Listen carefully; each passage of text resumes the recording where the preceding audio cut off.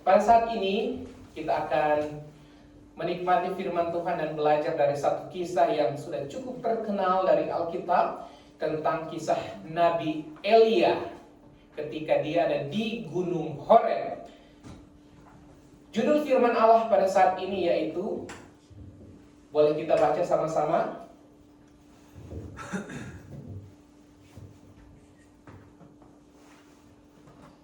Ada sedikit gangguan teknis. Oh iya, oke, baik. Kita ke ayat firmannya dulu di dalam 1 Raja-Raja pasal 19. Ayat 1 sampai 19 ini cukup panjang. Bolehkah kita baca bergantian ya? Saya akan baca ayat pertama mulai 1 Raja-Raja pasal 19 ayat 1. Firman Tuhan seperti ini. Elia ke Gunung Horeb ketika Ahab memberitahukan kepada Isabel segala yang dilakukan Elia dan perihal Elia membunuh semua nabi itu dengan pedang. Ayat 2. Maka Isabel menyuruh seorang suruhan mengatakan kepada dia, beginilah kiranya para Allah menghukum aku, bahkan lebih daripada itu. Jika besok kira-kira pada waktu ini aku tidak membuat nyawamu sama seperti nyawa salah seorang dari mereka itu. Maka takutlah ia, lalu bangkit dan pergi menyelamatkan nyawanya. Dan setelah sampai ke Beersheba yang termasuk wilayah Yehuda, ia meninggalkan bujangnya di sana. Tetapi ia sendiri masuk ke padang gurun sehari perjalanan jauhnya, lalu duduk di bawah sebuah pohon ara.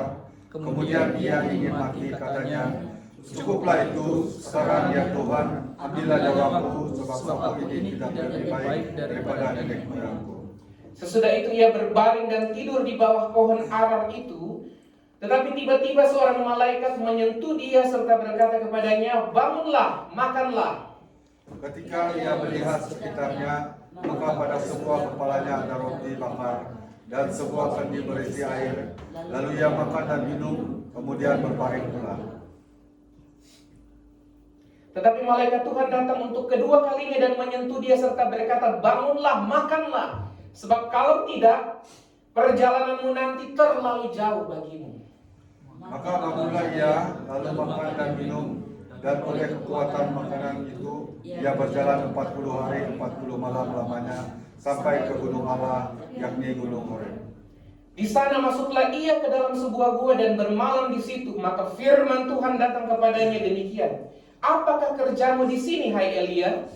Jawabnya, aku bekerja segiat-giatnya bagi Tuhan, Allah semesta alam, karena orang Israel meninggalkan perjanjianmu, meruntuhkan mezbah-mezbahmu, dan membunuh nabi-nabimu dengan pedang. Hanya aku seorang dirilah yang masih hidup, dan mereka ingin mencabut nyawaku. Lalu firman-Nya, keluarlah dan berdiri di atas gunung itu di hadapan Tuhan. Maka Tuhan lalu angin besar dan kuat yang membelah gunung-gunung dan memecahkan bukit-bukit batu mendahului Tuhan. Tetapi tidak ada Tuhan dalam angin itu. Dan sesudah angin itu datanglah gempa, tetapi tidak ada Tuhan dalam gempa itu. Dan sesudah gempa itu datanglah api, tetapi tidak ada Tuhan dalam api itu. Dan sesudah api itu datanglah bunyi angin sepoi-sepoi biasa. Segera sesudah Elia mendengarnya, ia menyelubungi mukanya dengan jubahnya lalu pergi keluar dan berdiri di depan pintu gua itu. Maka datanglah suara kepadanya yang berbunyi, apakah kerjamu di sini, hai Elia? Jawabnya, aku bekerja segiat-giatnya bagi Tuhan, Allah semesta alam, karena orang Israel meninggalkan perjanjianmu, meruntuhkan mezbah-mezbahmu, dan membunuh nabi-nabimu dengan pedang. Hanya aku seorang dirilah yang masih hidup, dan mereka ingin mencabut nyawaku. Firman Tuhan kepadanya, pergilah, kembalilah ke jalanmu melalui padang gurun ke Damsyik, dan setelah engkau sampai, engkau harus mengurapi Hazael menjadi raja atas Aram. Juga Yehu cucu Nimsi haruslah kau urapi menjadi raja atas Israel, dan Elisa bin Safat dari Abel Meholah harus mengurapi menjadi nabi menggantikan engkau. Maka siapa yang terluput dari pedang Hazael akan dibunuh oleh Yehu, dan siapa yang terluput dari pedang Yehu akan dibunuh oleh Elisa. Tapi aku akan meninggalkan 7.000 orang Israel, yakni semua orang yang tidak sujud menyembah Baal dan yang mulutnya tidak mencium dia. Baik, puji Tuhan.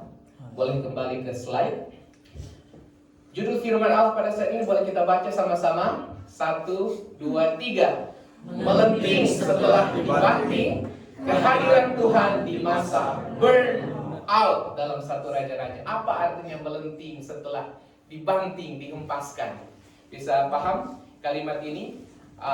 Ada yang tahu olahraga apa ini? Basket ya, basketball. Ada yang jago main basketball? Tahu bagaimana main basketball? Nah, ini jago-jago semuanya ini ya. Bolanya itu semakin dihempas, semakin dibanting dia akan, itu maksudnya melenting ya. Semakin kuat, dia akan semakin tinggi. Semakin kuat tekanan, bukan dia semakin rendah, tapi dia akan semakin melompat tinggi ke atas. Itu maksudnya.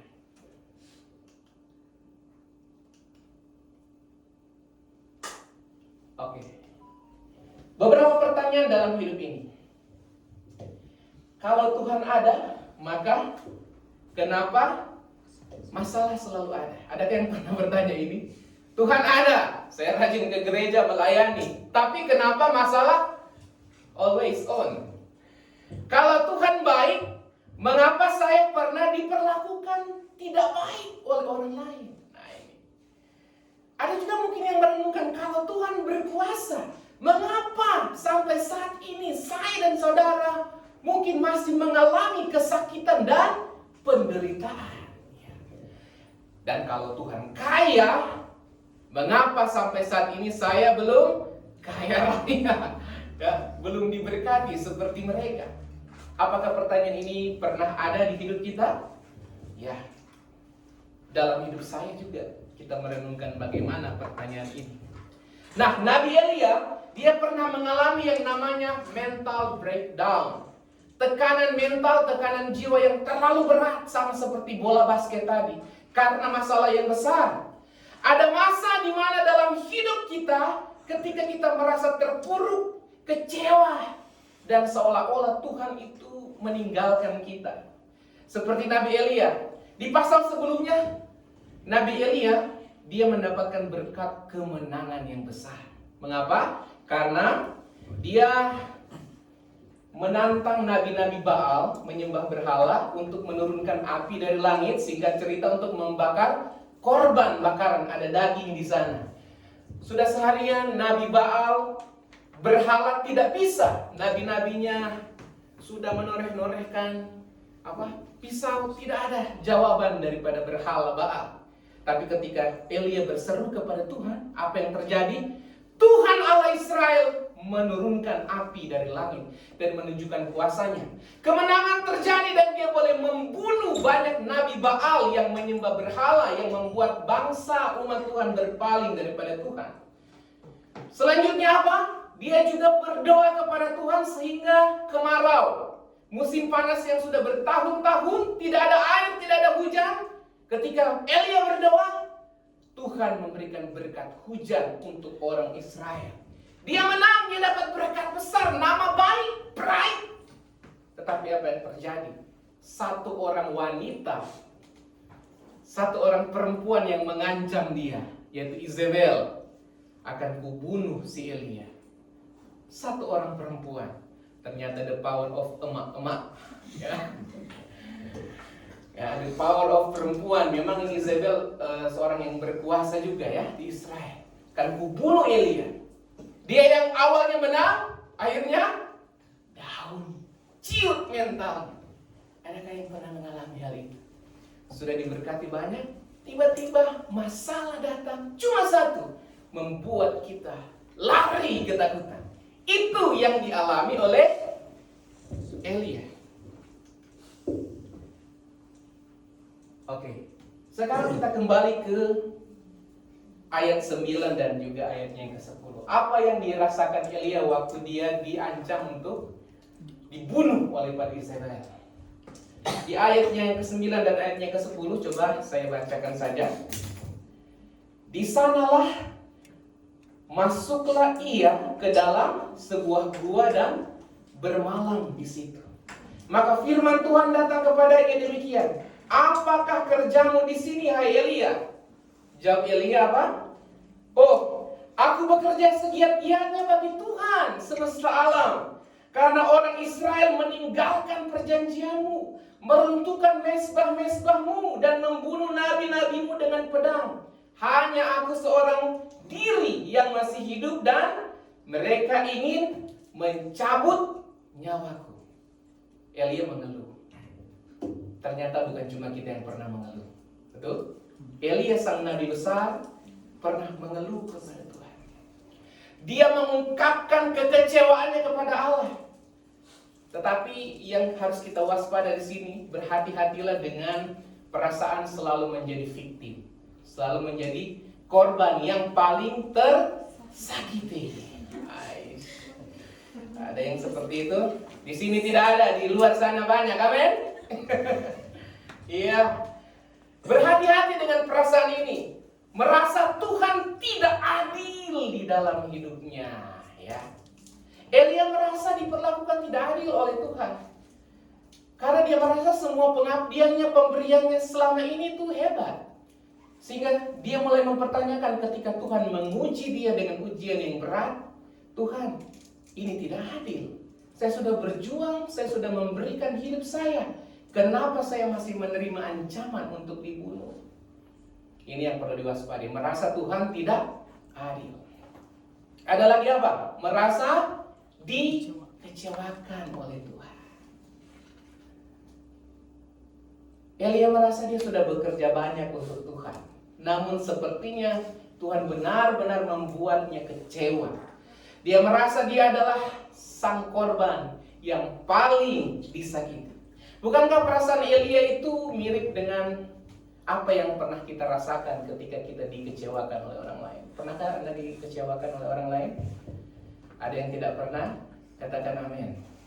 Oh, berarti semuanya pernah ya. Ataukah ada di antara kita yang bukan dikecewakan orang lain, dikecewakan pacar, sudah biasa Pak Pendeta ya. 2-3 pacar sakiti saya akan cari yang ke-10. Tidak ya. Oke. Ada mungkin yang merasa bahwa kita bukan dikecewakan orang, tetapi dikecewakan oleh Tuhan. Doa saya, keinginan saya mungkin belum dijawab oleh Tuhan. Berhati-hatilah dengan perasaan selalu menjadi yang paling tersakiti. Next, berikutnya. Apalagi yang dirasakan oleh Elia dalam ayatnya ke-10? Elia komplain. Betul? Tuhan, saya sudah berjuang. Saya sudah meninggalkan, sudah meruntuhkan, sudah membunuh nabi-nabi dengan pedang dan sudah meninggikan namamu, mezbah-mezbahmu. Elia merasa bahwa dia sudah berjuang, dia sudah memberi yang terbaik kepada Tuhan. Sehingga dia merasa bahwa dia paling berhak untuk menuntut berkat Tuhan di dalam hidupnya. Hati-hati dengan yang kedua ini, ayat yang ke-10. Coba kita baca, 2-3. Hati-hati saat kita merasa paling berhak atas berkat Tuhan. Siapa kita? Termasuk Elia. Adakah kita pernah menuntut bahwa Tuhan, Engkau harus memberkati saya lebih karena saya sudah memberikan ini dan itu? Kalau kita putar kembali, kita akan bertanya, apakah kita benar-benar dipilih Tuhan karena kita paling layak? Apakah kita dipilih Tuhan karena kita yang paling keren? Tidak. Apakah kita dipilih Tuhan karena kita yang paling kaya? Paling suci? Tidak. Justru kita dipilih Tuhan karena kita adalah orang-orang berdosa. Tetapi Dia memandang kita berharga di hadapannya. Amin. Katakan samping kiri kanan, engkau berharga.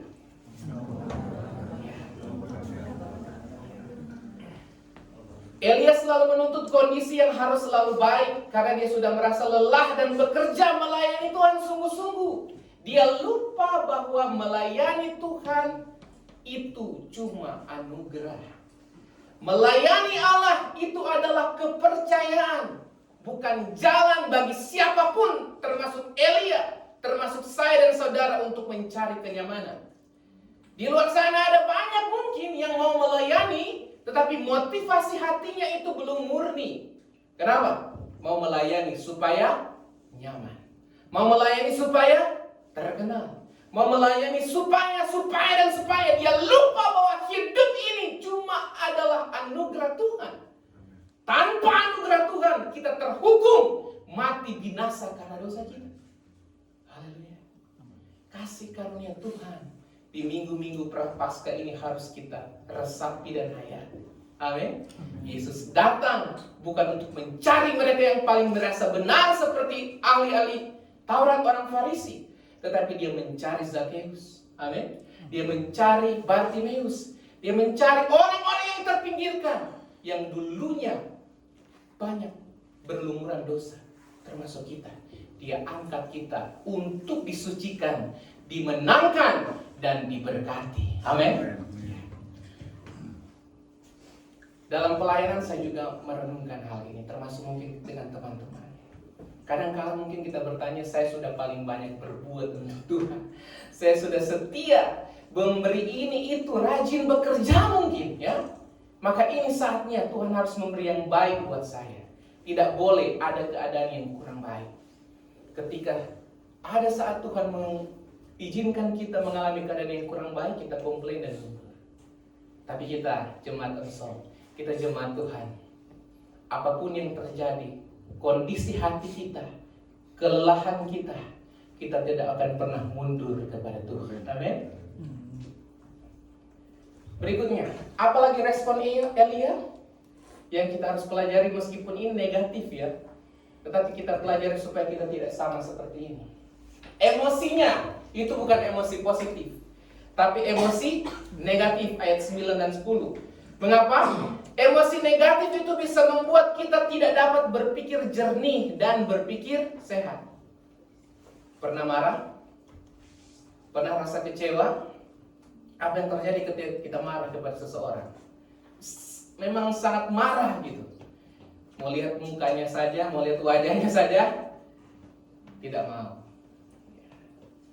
Kalau sudah seperti itu, maka kita akan kehilangan objektivitas. Kita akan kehilangan pikiran yang jernih.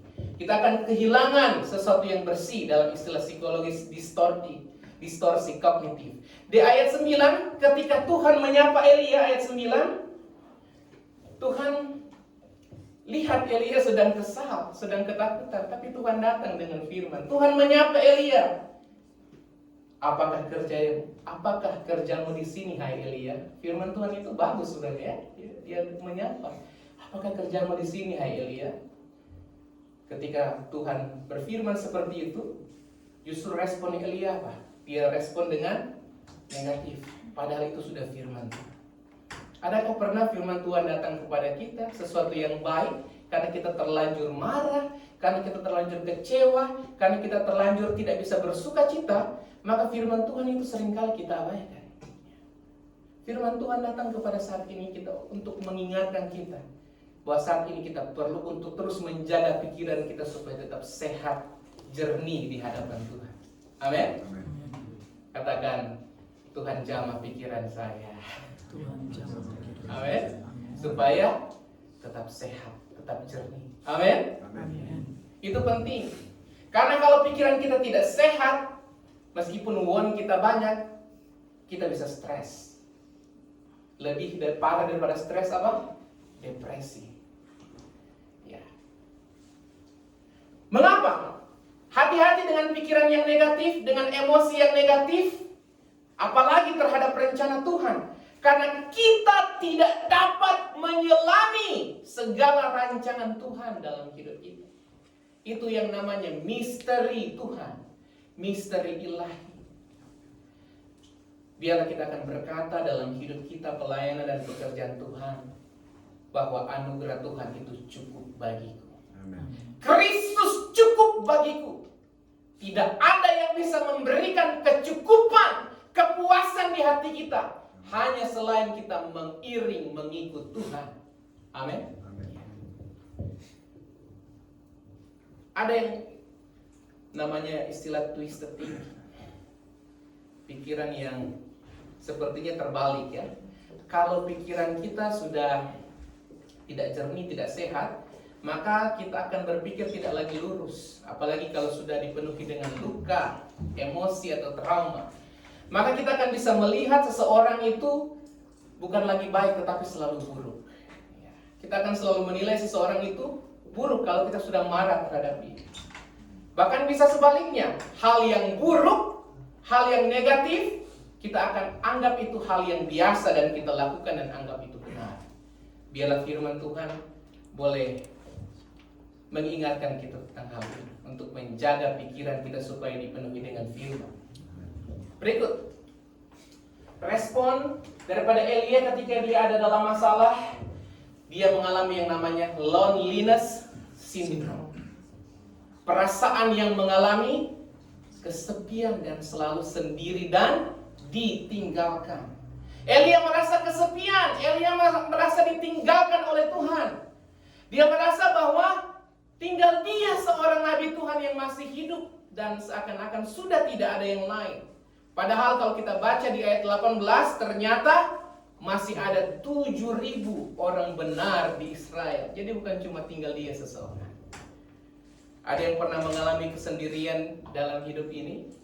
Meskipun mungkin dia ada di tengah keramaian, di tempat kerja, di kilang, di pabrik ya, di sekolah, mungkin di gereja. Ada mungkin yang aktif di sosial media, upload di Twitter, TikTok, Facebook.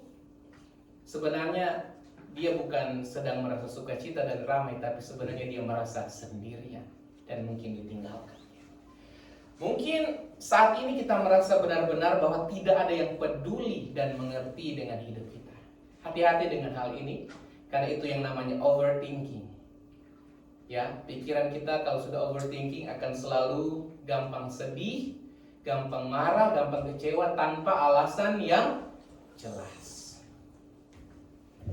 Tapi apakah yang terjadi ketika Elia merasa kecewa, merasa sendiri, merasa takut? Apakah Tuhan membiarkan dia? Selanjutnya, ternyata apa? Tuhan tidak pernah diam. Tuhan mencari Elia di tempat persembunyiannya. Tuhan menemukan Elia di tempat di mana dia merasa kecewa dan benar-benar diliputi dengan ketakutan. Di ayatnya yang ke-11 dan ayatnya yang ke-12, Tuhan datang lalu berfirman, keluarlah dan berdiri di atas gunung itu di hadapan Tuhan. Maka Tuhan lalu, kemudian Elia menjumpai Tuhan. Pertama ada apa? Angin besar. Tapi apakah ada Tuhan di sana? Tuhan tidak ada di sana. Tuhan tidak ada di dalam angin besar. Selanjutnya apa? Tanda berikutnya, gempa bumi. Tapi Tuhan tidak ada juga. Tuhan tidak hadir di dalam gempa bumi tersebut. Kemudian muncul apa? Tanda berikutnya, api. Tuhan tidak ada juga dalam kobaran api yang menyala-nyala. Tapi kemudian muncul apa? Angin sepoi-sepoi. Dan ternyata Tuhan hadir di sana. Tuhan ada dalam angin sepoi-sepoi yang lembut. Artinya bahwa kehadiran Tuhan itu tidak dapat dibatasi oleh pikiran kita manusia. Mungkin kita menghendaki Tuhan harus hadir secara hebat dalam gempa, dalam angin besar, dalam api. Maksudnya Tuhan harus datang kepada saya dengan mujizat, dengan sesuatu yang spektakuler. Terkadang kita berasa bahwa Tuhan, Engkau harus langsung memberkati saya dengan kelimpahan. Tetapi ada saat di mana Tuhan hadir dalam kesepian dan kesendirian kita. Karena Tuhan tidak bisa dibatasi dengan pikiran kita manusia. Kehadiran Tuhan ada di mana-mana.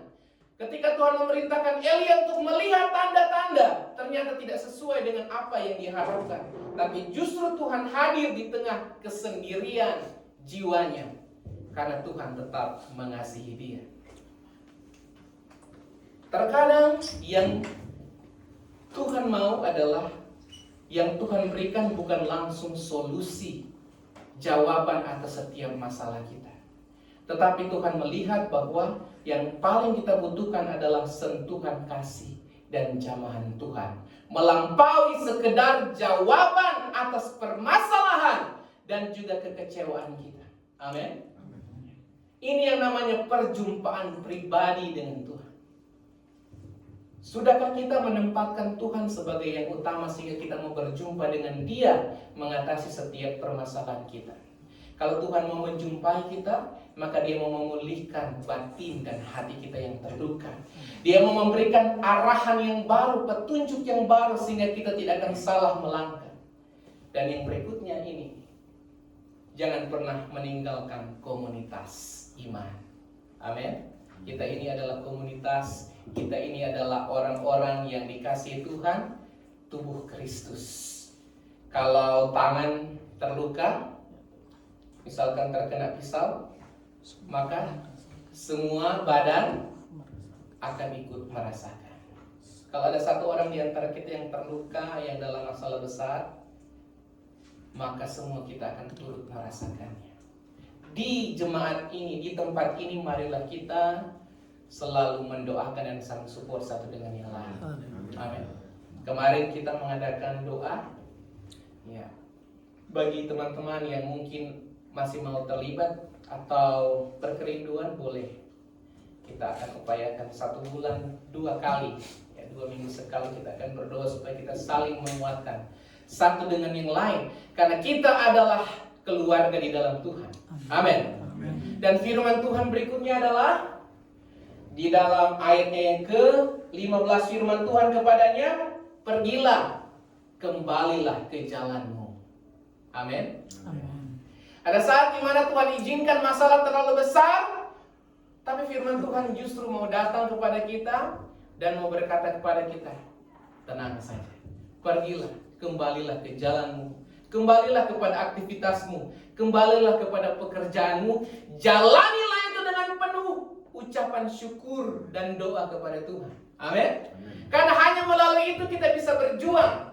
Tidak ada seorang pun yang dapat menyelamatkan kita, yang dapat membuat kita bahagia selain respon hati kita untuk selalu bersuka cita.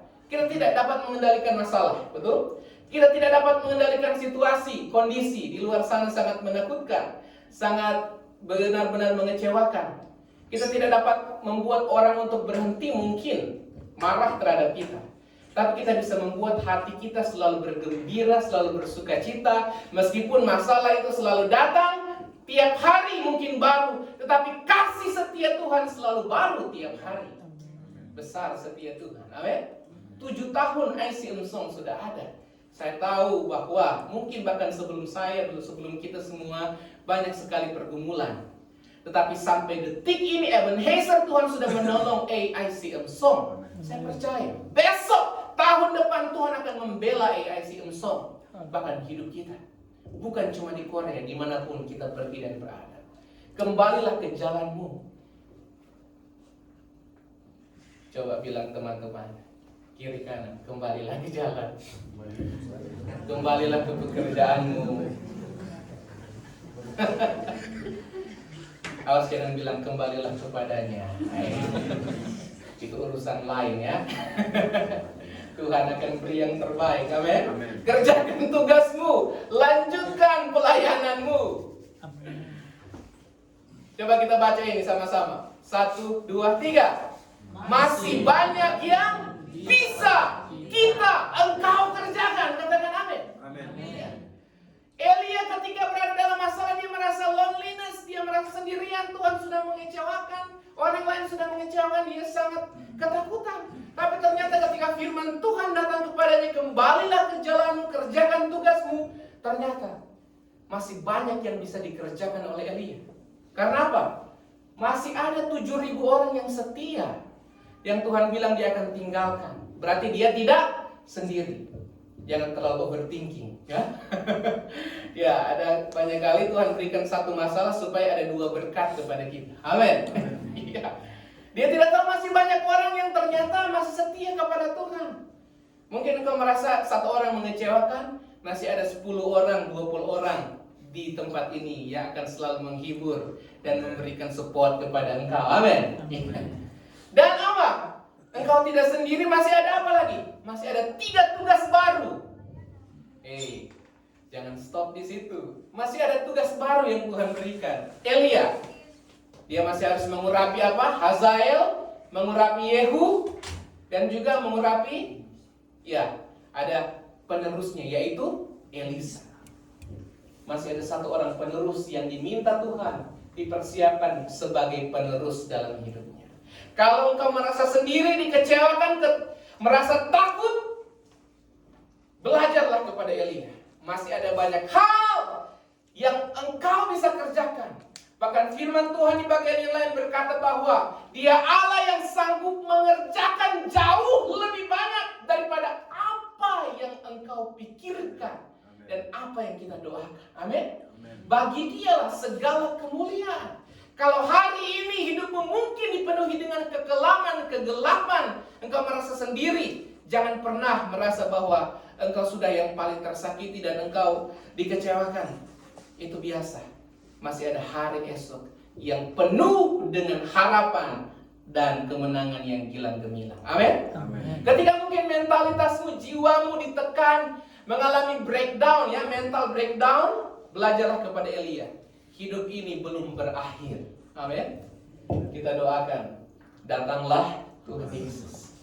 Mungkin sampai Tuhan datang, umur panjang. Amin. Ya. Melenting setelah dibanting atau dijatuhkan. Ada 3 tipe orang. Ini 3 teori. Yang pertama, fragile atau rapuh. Ketika datang masalah besar, dia akan mudah, jiwanya apa? Mentalnya dihancurkan saat ada tekanan. Tapi ada yang sifatnya kedua, resilient, tangguh. Ketika datang masalah, dia akan tetap utuh jiwanya, semangatnya. Amin. Meskipun ditekan, dia mampu mengembalikan, memulihkan lukanya. Tapi ada yang ketiga ini, anti-fragile. Ini teorinya itu, ketika datang masalah, dia bukan tidak mudah hancur. Jiwanya, hatinya, semangatnya, motivasinya akan tetap utuh, akan tetap kuat. Namun dia akan tetap mau apa? Bertumbuh dan berkembang. Melalui tekanan, dia bukan jadi down dan hancur, tapi lewat tekanan, lewat masalah, dia akan melenting tinggi. Dia akan semakin naik, sama seperti Raja Wali. Amin. Tahu Raja Wali, ya? Ketika masalah, angin besar datang, justru dia mau bermain-main dengan badai itu. Tapi kita jangan cari masalah. Amin. Ya. Artinya, kita doakan supaya setiap tantangan hidup akan membawa kita terbang tinggi bersama-sama dengan Tuhan. Amin. Tuhan Yesus memberkati kita sekalian. Kiranya ulang tahun yang ke-7 membawa kita jemaat ICM Song tidak mudah dihancurkan, tidak mudah down, tidak mudah patah semangat, tetapi justru membawa kita akan semakin bertambah, go to the next level. Amin. Mari kita berdoa. Bapa di sorga, dalam nama Tuhan Yesus, kami mengucap syukur akan kebaikan Tuhan. Biarlah setiap persoalan yang Tuhan izinkan, mungkin ada saat di mana kami merasa rapuh Tuhan. Kami merasa lemah dan tidak berdaya. Tapi justru di dalam kelemahan kami, dalam kerapuhan kami akan menemukan Tuhan. Seperti Nabi Elia. Bapa, dalam nama Tuhan Yesus, saat ini ada banyak di antara kami yang merasa mungkin tekanan terlalu berat, banyak ancaman. Tetapi jadikan kami pribadi yang tangguh. Jadikan kami pribadi akan selalu kuat menghadapi cobaan, menghadapi ujian. Tidak akan membuat kami down, tetapi kami akan terus menjadikan ujian cobaan itu sebagai batu loncatan kami, untuk kami terbang tinggi bersama dengan Tuhan, dengan kekuatan sayap firman Tuhan.